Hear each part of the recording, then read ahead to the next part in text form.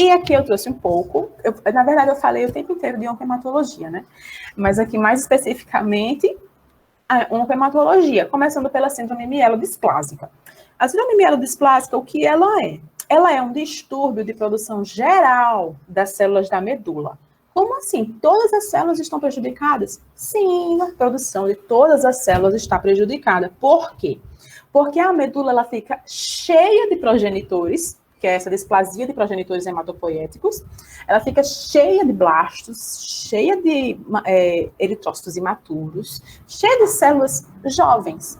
Essas células jovens, elas não amadurecem, porque existe um distúrbio nessa produção. Um gene defeituoso não permite que elas amadureçam. Então, a medula fica hipercelular, cheia de células jovens. E o que é que acontece na periferia? Fica citopênico, o paciente fica com anemia, fica com leucopenia, fica suscetível à infecção, porque ele não tem células maduras, as células estão todas lá na medula óssea. E essa síndrome mielodisplásica, ela quase sempre evolui para leucemia mieloide aguda. Qual o tratamento? O principal tratamento da síndrome mielodisplásica é a azacitidina.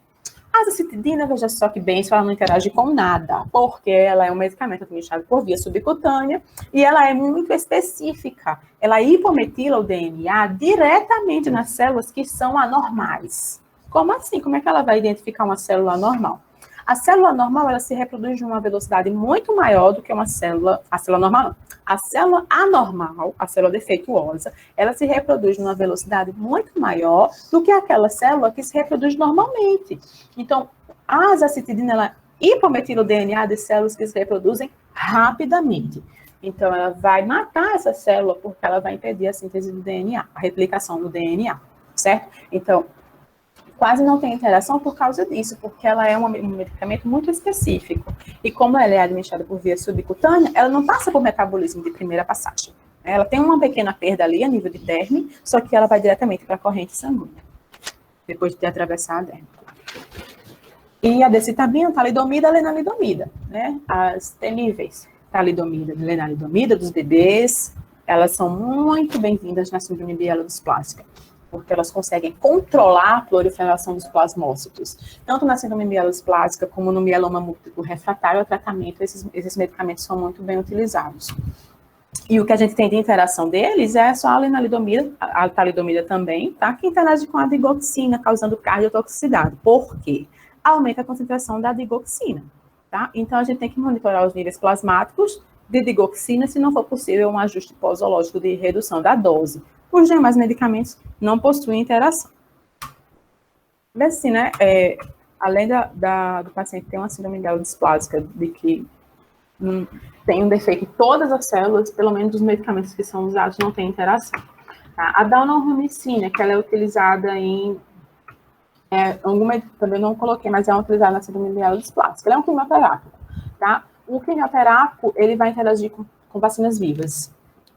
Para um paciente usar uma vacina, ele precisa ter autorização expressa do médico dele, porque como esse paciente vai estar em supressão imunológica, na síndrome mielodisplásica, por exemplo, ele já tem uma citopenia periférica, e enquanto a droga está agindo, ela está matando células anormais, só que as células anormais ainda não foram corrigidas para serem amadurecidas, né? Então, vai ter uma supressão imunológica, e é muito possível desenvolver a doença que aquela vacina está tentando combater. Se o vírus for vivo, se a vacina for viva, tem esse risco. Então, só com autorização expressa do médico. E com a equinácea. A equinácea ela é uma planta utilizada como antifúngica, antimicrobiana, que eu não vou colocar o nome aqui, que é para vocês assim, não saberem o nome dela, para não falarem alto e as pessoas ouvirem, porque ela interage com absolutamente tudo. Então as pessoas ouvem, já ouvi falar dessa planta foi um médico que me disse, ela é muito boa. O que foi que ele disse mesmo? Não sei, acho que ele disse que era boa, vou usar. Que ela interage com todos os quimioterápicos, porque ela causa um upregulation, ou seja, uma regulação para cima, um aumento da produção de proteína antiapoptótica. A maioria dos quimioterápicos agem por induzir a apoptose. E a gente tem, por uso dessa planta, o aumento da produção de uma proteína que impede a apoptose. Então, assim, vacina viva e equinácea em quimioterapia são contraindicadas. Leucemia linfocítica aguda é uma doença mais comum e que a gente tem mais tratamentos disponíveis, tá? Aqui eu trouxe a ciclofosfamida, que é um quimioterápico muito usado, um quimioterápico de entrada. E ele interage com o Emend. Ah, mas o que é o Emend? O Emend é o nome comercial do aprepitanto. A ciclofosfamida ela é muito emetogênica, que é isso. Ela causa muita náusea, muita êmese. E o Emend, ele é o mais forte, o antiemético mais forte que a gente tem disponível, por via endovenosa, tá? Porque ano passado foi lançado o Aquinzel, que é o aprepitanto com a palonocetrona, eu acho, que são dois potentes antieméticos juntos numa administração oral. Então, ele é o mais forte disponível que a gente tem hoje no mercado. Mas por via endovenosa ainda é o Emend. E ele interage com o Emend, aumentando a toxicidade da ciclofosfamida. Então, tudo que a gente pode esperar da ciclofosfamida, náusea, diarreia, mielossupressão, síndrome gripal, tem esse efeito específico. A ciclofosfamida, quando ela está sendo infundida, durante a infusão dela, o paciente fica com uma síndrome gripal, ele começa a corizar, ficar com os olhos vermelhos, parece que está tendo um resfriado. Quando acaba a infusão, acaba a sensação de gripe. Aumenta essa toxicidade. A vincrestina, ela interage com a dexametasona. A dexametasona, eu falei lá no começo, ela é muito utilizada nos protocolos oncológicos para potencializar o efeito do antiemético. No caso de um protocolo hematológico, o corticoide ele é utilizado para diminuir a proliferação de linfócitos a nível de medula óssea. Se a dexametasona interage com a vincrestina, ela diminui a efetividade da vincrestina. Então, o que é que a gente pode fazer? Nada, porque hoje os medicamentos são totalmente necessários para o protocolo do paciente, a gente vai ter que monitorar. Essa reação, ela é prevista, mas nem sempre ela acontece, é uma reação leve, uma reação de pouca incidência. No entanto, com o fluconazol já é diferente. Os pacientes que entram no protocolo hematológico, de tratamento de câncer hematológico, eles usam uma profilaxia. São três medicamentos. Bactrim, para evitar infecções por pseudomonas, fluconazol e a ciclovir, né, para evitar infecções oportunistas. Como é que é essa profilaxia? Eles usam o medicamento todos os dias. O Bactrim é utilizado 3 vezes por semana, segunda, quarta e sexta, todas as semanas durante o tratamento. O fluconazol é utilizado também 3 vezes por semana, e o aciclovir é utilizado todos os dias do início até o fim do tratamento. Só que o fluconazol tem essa particularidade de interagir com a vincrestina e aumentar a toxicidade. Então, é uma coisa que a gente não pode manejar. Os 2 medicamentos são necessários ao tratamento do paciente. A gente pode amenizar essa interação fazendo uso dos medicamentos de manejo, de náuseas, de diarreia, e também utilizando algum medicamento para anemia, tá? Porque nem sempre a gente pode utilizar os estimulantes de granulócitos em protocolos hematológicos. Por quê? Porque se o paciente está com um câncer, de uma leucemia medular, que o câncer ele é caracterizado pela produção exacerbada de granulócitos, aí usa a quimioterapia para matar os granulócitos. Aí como é que eu vou usar um fator estimulante de granulócitos? Não faz nenhum sentido. Então, assim, a aplasia medular é o efeito esperado do tratamento hematológico, oncohematológico. Não é um efeito adverso, né? Não é um efeito adverso que a gente tem que tratar. Não, é o efeito esperado do tratamento. É isso que o tratamento precisa, que a medula seja aplasiada para ela voltar a produzir células normais. A doxorubicina já interage com o Bactrim, que é um medicamento da profilaxia também. A doxorubicina sozinha, ela é muito cardiotóxica. Ela forma radicais livres nos miócitos, induzindo a morte dos miócitos. Então, o tratamento prolongado com a doxorubicina, por si só, já causa um dano cardíaco. Quando ela é administrada junto ao Bactrim, pode promover um prolongamento do intervalo QT e aumentar essa cardiotoxicidade. O metotrexato, ele interage com medicamentos que, assim, a gente imagina que não tem interação nenhuma, que são medicamentos inocentes. E, assim, eu botei ele de vermelho porque a gente teve um caso, um paciente nosso, um paciente jovem, 36 anos, que ele tratava um linfoma cutâneo, um linfoma na perna dele. Há 6 anos ele tratava esse linfoma. E o linfoma era muito refratário. Ele respondia bem ao primeiro ano de tratamento, só que no segundo ano de tratamento, ele recidivava. Então, assim, quando um câncer recidiva durante um tratamento farmacológico, esse tratamento farmacológico não pode mais ser utilizado, porque o câncer tornou-se resistente a esse tratamento, muito provavelmente. Então, vai para o que a gente chama de segunda linha, terceira linha, quarta linha, linha de refratário, protocolo indicado para câncer, para recidiva, enfim. Então, ele já tinha passado por todas as linhas de tratamento e ele estava fazendo tratamentos, assim, experimentais, né? Protocolos clínicos off-label. Porque o metotrexato normalmente não é utilizado em linfoma, muito menos em linfoma cutâneo. Só que aí era uma última alternativa para ele. Aí o médico passou o metotrexato para ele. E o metotrexato, ele é um análogo do folato. Então, assim, ele entra na célula e impede a replicação do DNA. Ele é um antimetabólito, né? Então, assim, ele age a nível de DNA e impede que a célula se replique. Beleza, certo. Só que ele não tem seletividade. Ele vai fazer isso em células anormais e em células normais, tá? Porque ele é um análogo do folato. E folato a gente tem em todas as nossas células. O que é que a gente faz quando uma paciente utiliza uma dose alta do metotrexato? Tem um medicamento chamado folinato de cálcio. Leucovorin, ácido fólico é menos utilizado porque é mais fraco, tá? Mas leucovorin, folinato de cálcio, ele é utilizado como resgate. Quando o paciente faz uso do metotrexato, em altas doses, obrigatoriamente, ou por precaução, ele deve fazer uso do folinato de cálcio 8 horas depois, 12 horas depois, 24 horas depois, depende do protocolo. Esse medicamento, o folinato de cálcio, ele entra na célula saudável, ocupa o sítio do metotrexato na enzima, na enzima do conversora de folato. Ele ocupa esse sítio porque ele tem maior afinidade, isso aí é uma interação farmacodinâmica e desejável, tá, gente? Quer que essa interação aconteça. Ele ocupa o sítio de ligação do metotrexato na enzima porque ele tem maior afinidade por aquela enzima e desliga o metotrexato na célula sadia. Na célula normal, ele não consegue desligar o metotrexato porque a célula anormal, ela não tem mecanismo de reparo. Né, o que diferencia a célula cancerígena da célula saudável são os mecanismos de reparo, claro, entre outras coisas. Mas a célula cancerígena, depois de 12 horas, ela morreu. A célula saudável, ela está tentando se reparar. Então, a gente bota um folinato de cálcio para salvar essa célula, para resgatar essa célula. Então, o folinato de cálcio administrado depois, ele garante segurança do tratamento com o metotrexato. E o que aconteceu? Esse paciente, como era um uso off-label, ele ia fazer uma pequena dose de metotrexato, só que durante 7 dias seguidos. E a gente sugeriu, por que a gente não faz o folinato de cálcio? Porque é uma dose pequena, mas ele vai fazer todos os dias. Aí o médico disse, não, mas a dose é muito baixa. Não vai ser preciso fazer o folinato de cálcio. E assim, a gente sugere, né? A gente não pode interferir na conduta clínica do oncologista, do hematologista. E o que aconteceu foi que o paciente fez o primeiro ciclo de 7 dias, beleza, tudo certo.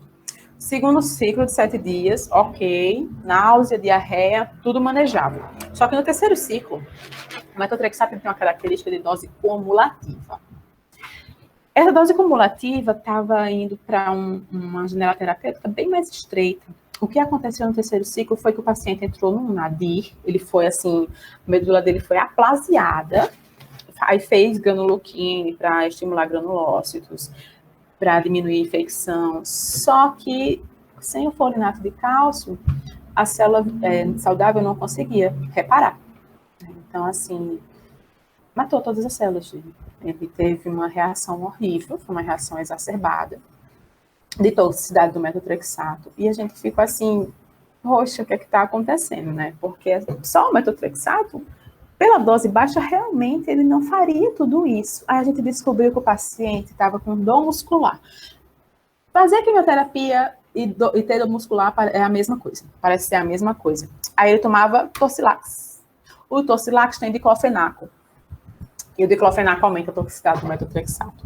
Então, juntou a dose cumulativa do metotrexato, a ausência do resgate com folinato de cálcio e o uso diário do diclofenaco, do Torcilax. Então, ele teve uma reação exacerbada e, infelizmente, ele veio a óbito. Né? Então, assim, esse caso eu trouxe para a gente ver que tem interações que realmente, assim, são bobinhas, são interações toscas, mas que nunca podem ser subestimadas, porque um Torcilax E, assim, a gente fez a anamnese dele, ele nem citou esse medicamento, porque para ele era um medicamento tipo uma bala, né? Um bombom que ele chupa, porque ele não precisa dizer a gente, eu chupei um chiclete. Então, ele teve essa toxicidade exacerbada e faleceu. Então, assim, ele lutou 6 anos contra um câncer, só que ele faleceu do tratamento. E o filgrastim, né, que é o fator estimulante de granulócitos, que eu tinha falado, que pode ser utilizado para diminuir a mielossupressão induzida por quimioterapia. Só que esse filgrastim, ele não pode ser utilizado com menos de 24 horas da quimioterapia. Porque assim, a gente pode dizer, então faz já a quimioterapia e coloca o filgrastim, que o paciente não vai ter nem risco de ter a mielossupressão. Só que não pode, porque ele interage com os quimioterápicos. Se usar o filgrastim no mesmo dia da quimioterapia, ele não tem efeito. E ainda diminui o efeito da quimioterapia. Então tem que ser com 24 horas após. Aí, normalmente, a gente faz isso. O paciente faz o tratamento num dia e no outro dia ele vem e faz o filgrastim ou o fator estimulante de granulócitos de escolha do médico dele. E aqui o linfoma de Hodgkin. A gente tem um tratamento que é um tratamento clássico do linfoma de Hodgkin, que é o ABVD. O ABVD é a sigla das drogas utilizadas para o tratamento. A de adriblastina, que é a doxorubicina, que a gente já viu.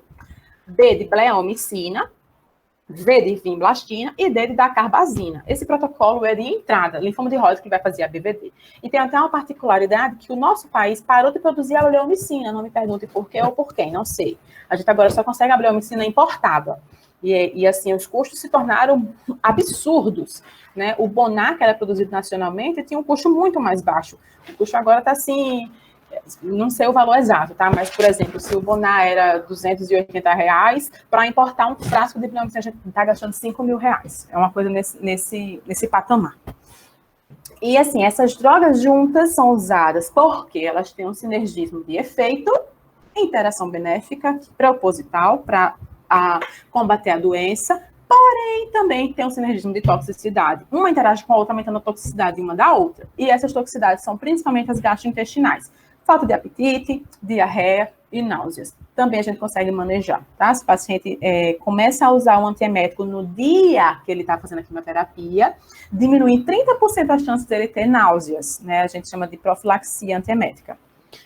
Se ele espera a náusea acontecer, fica mais difícil de controlar, né? Porque já irritou o centro da náusea, já irritou o estômago, o esôfago e fica mais complicado. Mas se ele começa a usar preventivamente, é mais fácil de controlar.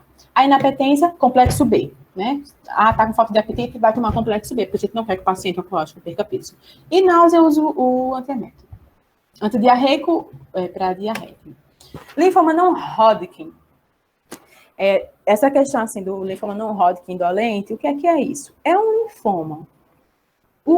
As doenças indolentes, na maioria das vezes, né, são doenças que nem progridem e nem regridem.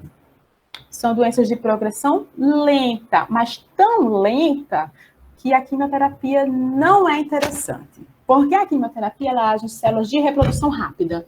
E se o câncer não se divide, é indolente, é uma doença que só está ali, não adianta fazer quimioterapia, tá? E tanto no indolente como nos linfomas refratários, a gente está lançando mão de imunoterapia.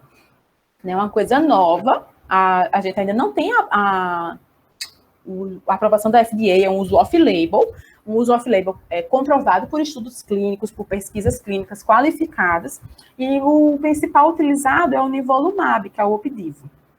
Tá? E, assim, o Opdivo, ele é um inibidor de PDL1, que é um checkpoint. O que é um checkpoint?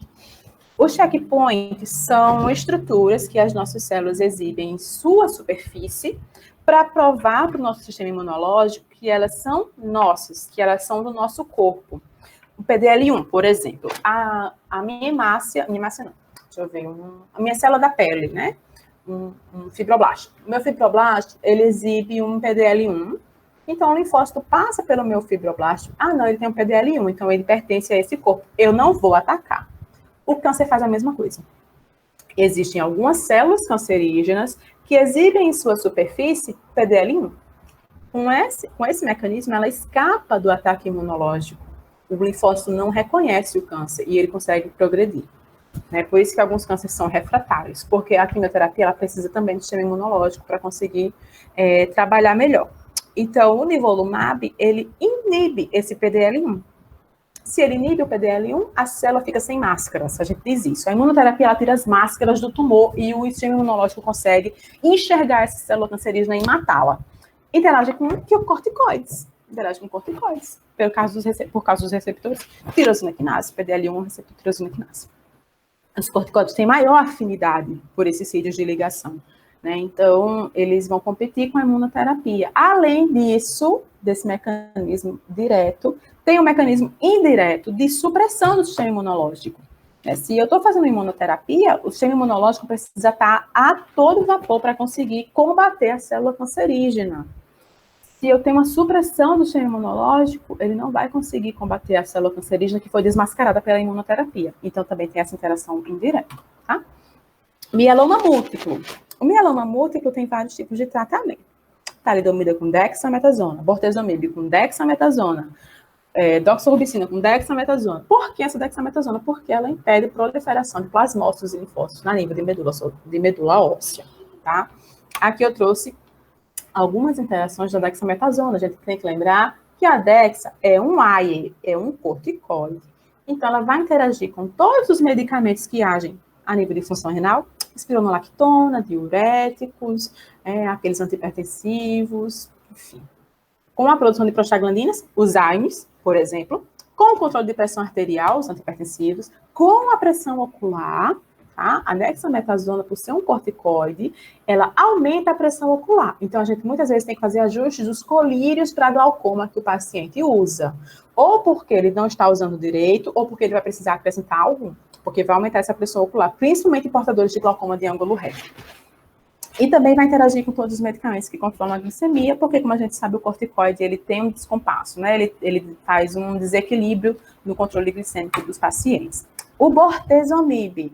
O bortezomib, ele é um medicamento de entrada para um paciente de mieloma múltiplo, a gente chama de Velcade, né? E assim, ele por si só não tem interação com nada, ele não interage com nenhum outro medicamento. Só que o bortezomib, ele pode causar neuropatia periférica, que é isso? É uma destruição dos nervos, né? Uma destruição dos pequenos nervos das nossas extremidades, das pontas dos dedos das mãos e dos pés. Além disso, causa choques na mandíbula, quando o paciente mastiga, é uma sensação bem incômoda. Ele vai perdendo os movimentos finos, vai deixando de conseguir abotoar uma camisa, amarrar um cadarço, lavar um prato. Então, assim, vai interferir muito na qualidade de vida do paciente.